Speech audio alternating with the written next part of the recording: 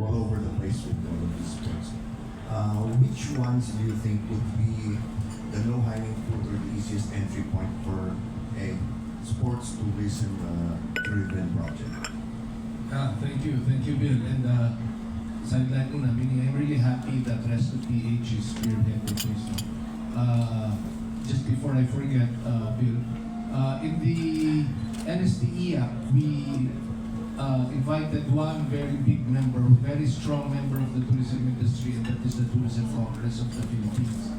These are the airlines and hoteliers group.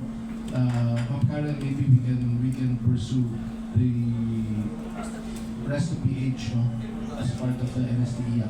Now to answer Sir Bill's question, yeah, Sir mentioned it already, meaning kung i-analyze natin mabuti ito, makikita naman natin, tennis is one, golf is another one, of course boxing, basketball, and the team sports. But in the last 6 months that we've been analyzing this, hindi pa tayo magkakamali sa tennis. And the beauty of tennis, WTA, is you can host as many as you want, the WTA 1 to 5. In Italy, they have 8. In China, they have 5.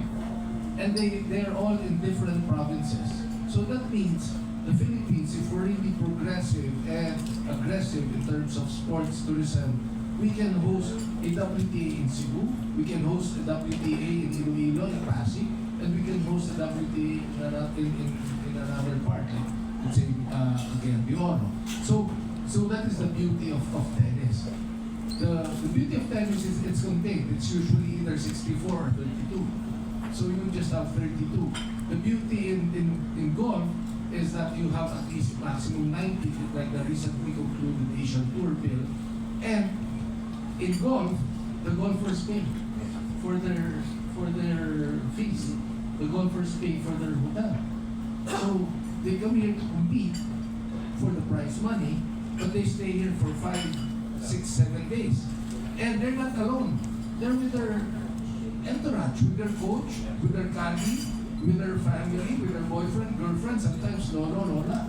So in the recently concluded Asian Golf Tour, we computed almost 1,000 room nights in EDSA Shangri-La.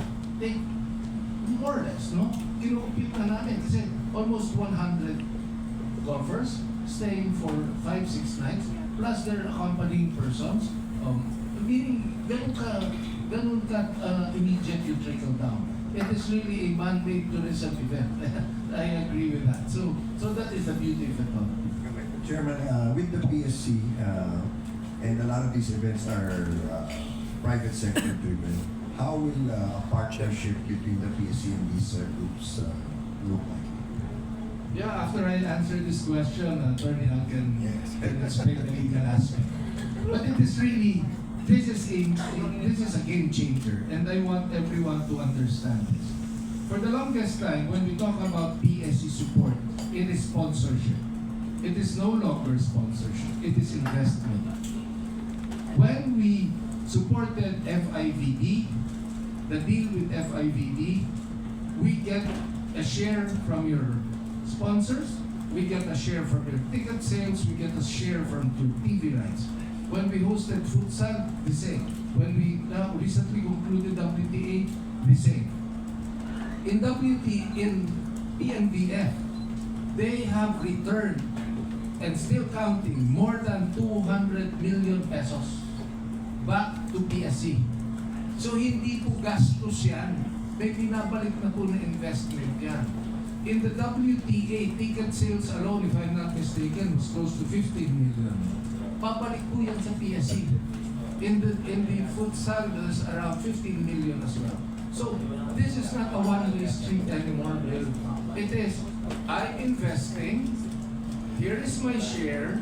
Okay, since it started up, let's not talk about percentages first, but it is the concept of I'm investing, that I like your project, we'll invest. How much is the return? Give it back to government, and then we reinvest. So it goes to the National Treasury. It goes to the National Sports Development Fund of the PSC. Attorney Al? Yes, just to build on that, no, PSC and other government agencies are looking at entering into long-term partnerships with the private sector. We call that public-private partnership.